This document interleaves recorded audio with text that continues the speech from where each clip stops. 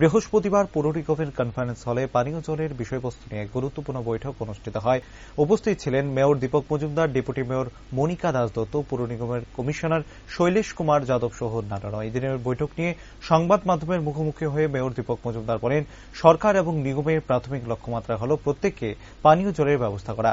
পৌর নিগমের 51টি ওয়ার্ডে বর্তমানে কি পরিস্থিতি রয়েছে তা নিয়ে আলোচনা করা হয়েছে। তার সাথে শেষ মিটিংয়ের সিদ্ধান্ত কতটুকু কার্যকরী হয়েছে তা নিয়েও পর্যালোচনা হয়েছে। কয়েকটি ওয়ার্ডে পানীয় জলের কিছুটা সমস্যা রয়েছে, তা সমাধানের লক্ষ্যে বিভিন্ন পরিকল্পনা গ্রহণ করা হয়েছে।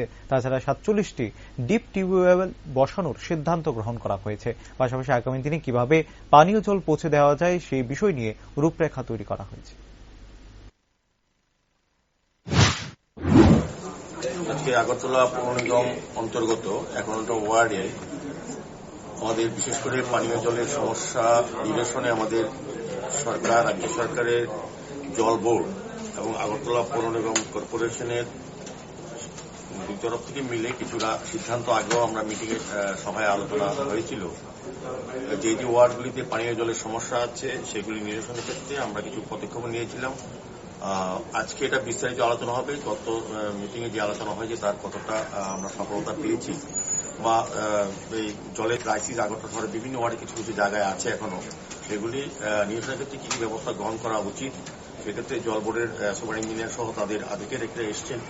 আমাদের আগরতলা পৌর নিগমের ডেপুটি মেয়র, আমাদের এমআইসি মেম্বার, জোনাল চেয়ারম্যানগণ, আমাদের কমিশনার সাহেব ডক্টর শৈলেশ যাদবজি, সাজ্জাদজি, এডিশনাল কমিশনার সহ আমাদের যারা এই কাজের সঙ্গে যুক্ত আছেন, এক্সিকিউটিভ ইঞ্জিনিয়ার প্রত্যেকে উপস্থিত আছেন।